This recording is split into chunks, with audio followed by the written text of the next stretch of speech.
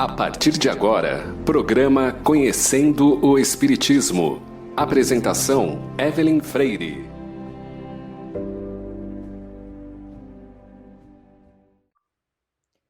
Olá, queridos ouvintes da Rádio Boa Nova. Sou Evelyn Freire e estaremos juntos toda semana com o programa Conhecendo o Espiritismo, um programa de perguntas e respostas espíritas, feito com a sua participação. E o programa vai ao ar toda terça-feira, às 13h30, na Rádio Boa Nova, mas estará disponível também no canal do Conhecendo o Espiritismo no YouTube. E em nosso programa você pode enviar a sua dúvida. Basta enviá-la para o WhatsApp da Rádio Boa Nova, no número DDD 11 99643 3827, dizendo que a pergunta é para o programa Conhecendo o Espiritismo com Evelyn Freire. E mande a sua dúvida até às 18 horas de amanhã, quarta-feira, dizendo também o seu nome e a cidade de onde está falando, para que possamos comentar durante o programa. E hoje vamos conversar sobre a origem do Espiritismo. E a nossa primeira pergunta de estreia do nosso programa, é o que foi o fenômeno de Hydesville. Então, inicialmente, precisamos informar que os fenômenos espíritas existiram desde todos os tempos, mas os espíritas ingleses e americanos costumam indicar como data inicial do movimento espírita moderno o dia 31 de março de 1848, que assinala exatamente um episódio mediúnico na aldeia de Hydesville, condado de Wayne, no estado de Nova York. E o que aconteceu? Em 11 de dezembro de 1847, passou a residir numa cabana simples e humilde de Hydesville a família protestante Fox, que era composta do pai, John Fox, sua mulher, Margaret, e as filhas menores, Margaret, de 14 anos, e Catherine, chamada Kate Fox, de 11 anos. Pois muito bem, num primeiro momento, os Fox não sentiram nada de estranho na casa. Mas nos primeiros meses de 1848, ruídos insólitos começaram a se manifestar, incomodando os inquilinos. Eram batidas leves, sons que pareciam arranhões nas paredes, assoalhos e móveis, os quais poderiam ser naturalmente confundidos com sons naturais emitidos pelo vento, estalo da madeira, ratos. Só que tais ruídos foram aumentando de intensidade. As camas tremiam e se moviam a tal ponto que as filhas recusaram-se a dormir sozinhas no seu quarto, passando a dormir inclusive com os pais. No início, não acreditavam que os barulhos pudessem ser consequência de uma causa sobrenatural. Buscavam encontrar as causas mais comuns que pudessem justificar o fenômeno, mas tudo foi em vão. Então, na noite do dia 31 de março de 1848, quando os sons tornaram-se muito fortes, deu-se o episódio que ficou conhecido como o início do Espiritismo. Kate Fox, em sua ingenuidade natural de criança, teve a ideia de desafiar a força invisível a repetir, com as batidas, as palmas que ela dava com as mãos. E a resposta não se fez esperar. A cada palma de mão, um golpe era ouvido logo a seguir, provando que a origem dos sons era uma inteligência incorpórea. E chegaram à conclusão de que aquela força podia ver e ouvir, pois até quando a filha dobrava o dedo sem fazer barulho, o arranhão respondia corretamente com o número de batidas correspondente à numeração feita com os dedos. E com isso, descobriu-se que as batidas partiam do espírito de um mascate, de nome Charles Roseman, que fora assassinado e sepultado no porão da casa da família Fox pelos antigos inquilinos, os Bell, e por conta de $500, tendo ele sido assassinado com um golpe de faca na garganta. E é interessante que, para permitir uma comunicação melhor entre as médiuns e o espírito do mascate, um dos presentes teve a ideia de determinar que para cada letra do alfabeto, um número de batidas corresponderia, iniciando o que nós chamamos dentro da doutrina espírita de telegrafia espiritual. Interessante também que no verão de 1848 escavaram a adega e encontraram tábuas, cal, cabelos humanos, utensílios do mascate e alguns ossos humanos. Contudo, o material ainda era insuficiente para uma eventual condenação dos antigos inquilinos. E vejam que legal! 56 anos mais tarde, em 1904, um jornal de Boston noticiou que o esqueleto de um homem que se supunha ter produzido ruídos ouvidos pelas irmãs Fox em 1848 havia sido encontrado na casa ocupada pela família e que, sem dúvida, comprovava a sinceridade na descoberta da comunicação dos espíritos. Muitas vezes levantou-se a questão: qual o objetivo de tão estranho movimento naquela época especial? E a resposta foi dada em 2 ocasiões diferentes e em 2 anos diversos, e através de médiuns diversos. Em ambos os casos, a resposta foi idêntica. A primeira disse que era para conduzir a humanidade em harmonia e para convencer os céticos da imortalidade da alma. E a segunda resposta disse: é para unir a humanidade e convencer as mentes céticas da imortalidade da alma.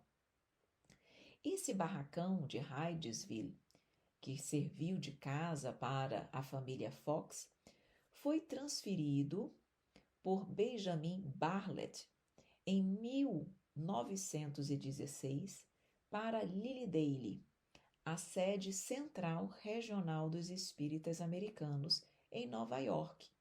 E hoje, os ossos e o baú de ferro que foram achados na casa acham-se nesse museu como um registro do nascimento de uma nova história para a humanidade.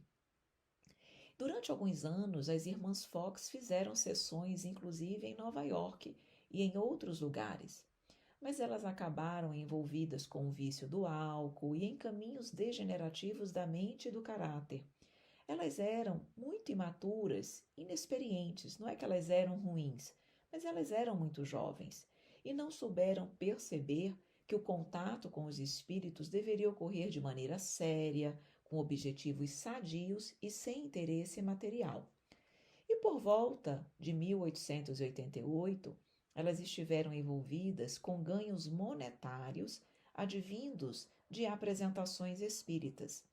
Já debilitadas pelo alcoolismo, chegaram inclusive a alegar que os fenômenos não eram verdadeiros e mais tarde arrependeram-se por ter caluniado o espiritismo e readmitiram a veracidade dos efeitos.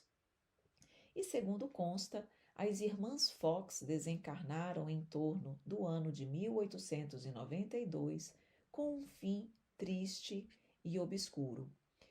Então, o que nós podemos observar pela história das irmãs Fox é que um médium não evangelizado e não educado para servir no bem ao próximo, sem interesse e com humildade, geralmente se atrapalha em suas próprias inferioridades, motivo pelo qual as pessoas e o médium, mais fortemente, precisam estudar e compreender a mediunidade para melhor desenvolverem suas faculdades, realizando assim um trabalho mais eficiente em benefício da divulgação da doutrina espírita e da vivência do Evangelho de Jesus. Essa foi a nossa primeira perguntinha de hoje, mas nós vamos trazer mais uma para você. E é agora a seguinte pergunta: o que foi o fenômeno das mesas girantes? Esse foi um fenômeno que se propagou rapidamente na Europa e em outras partes do mundo, no qual mesas giravam, falavam ou dançavam. Os participantes sentavam ao seu redor, colocavam as mãos sobre a mesa e esperavam que ela se movimentasse. As mesas girantes não se limitavam a levantar sobre um pé para responder perguntas, mas se moviam em todos os sentidos. Giravam sob a mão dos pesquisadores e às vezes elevavam-se no ar. Nos anos de 1853 a 1855, constituíram verdadeiro passatempo, sendo quase diversão obrigatória nas reuniões sociais.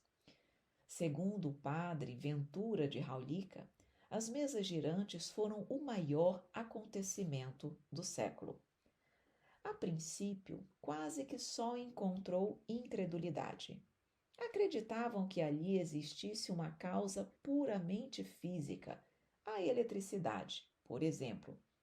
Porém, a multiplicidade das experiências não mais permitiu dúvidas. A impulsão dada aos objetos não era apenas o resultado de uma força mecânica cega. Havia ali, sim, a intervenção de uma causa inteligente. Inclusive, em 1852, professores da Universidade de Harvard, depois de várias experiências realizadas com o mais escrupuloso cuidado, publicaram um manifesto célebre apoiando a autenticidade dos movimentos e elevação da mesa, sem que para isso existisse a interferência de qualquer agente físico conhecido. Viram-se, em verdade, obrigados a reconhecer que ali havia manifestação constante de uma força inteligente que parecia ser independente das pessoas vivas. O professor Allan Kardec, ao ouvir falar das mesas girantes, num primeiro momento não acreditou ser possível e disse mesmo que só acreditaria quando tivessem provado ser possível uma mesa ter cérebro para pensar, nervos para sentir e que possa tornar sonâmbula, vendo no fato de início apenas uma história para provocar o sono. Contudo, depois de assistir à manifestação das mesas girantes em maio de 1855, dedicou-se a estudar com seriedade os fenômenos, resultando na elaboração da doutrina espírita. A precisão das respostas e a correlação que denotavam com as perguntas causaram espanto. O ser misterioso, interrogado sobre a sua natureza, declarou que era espírito ou gênio, declinou um nome e ainda prestou diversas informações a seu respeito. Ninguém, absolutamente ninguém, imaginou os espíritos como meio de explicar o fenômeno. Foi o próprio fenômeno que revelou a palavra. E muitas vezes, em se tratando das ciências exatas, formulam-se hipóteses para dar uma base ao raciocínio, mas não foi o que aconteceu nesta situação.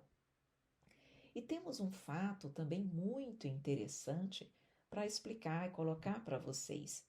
Era que o meio de correspondência, naquela época, era muito demorado e incômodo, pois alguém dizia em voz alta o alfabeto e o espírito indicava as letras através de pancadas no momento em que fossem pronunciadas. Então, assim formavam-se palavras e posteriormente frases. E o espírito, e isso é uma circunstância digna de nota, o próprio espírito indicou um outro método de comunicação e aconselhou a adaptação de um lápis a uma cesta ou a um outro objeto, sendo também esse conselho dado simultaneamente na América, na França e em outros países.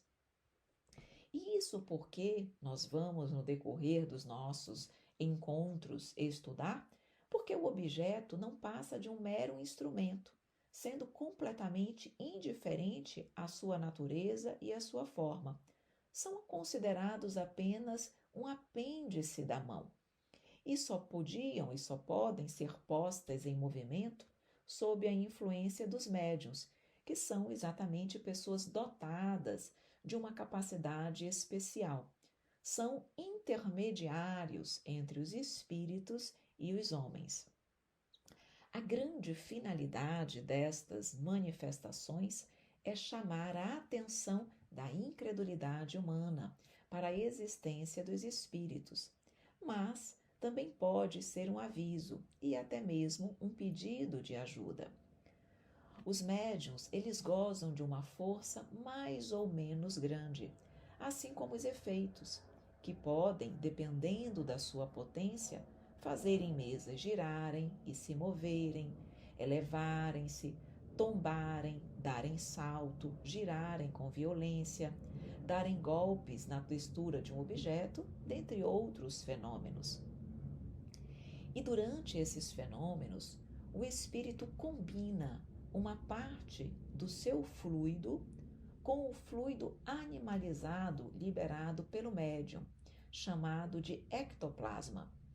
O espírito, pela sua natureza etérea, ele não pode agir sobre a matéria grosseira sem a ajuda do intermediário, que é exatamente o médium que nós chamamos médiuns de efeitos físicos, que causam esses fenômenos que são observados por todas as pessoas que estejam presentes.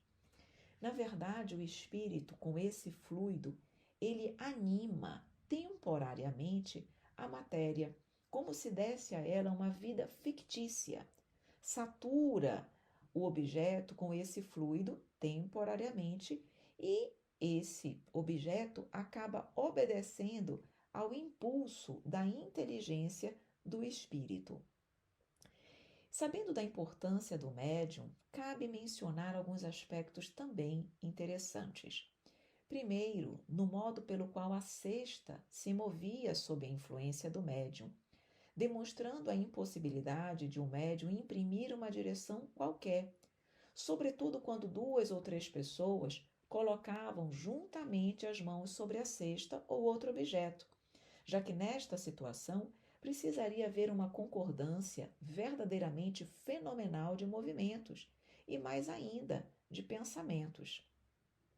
Outro fato não menos admirável e que causa realmente estranheza era a mudança radical da caligrafia, conforme o espírito que se manifestava.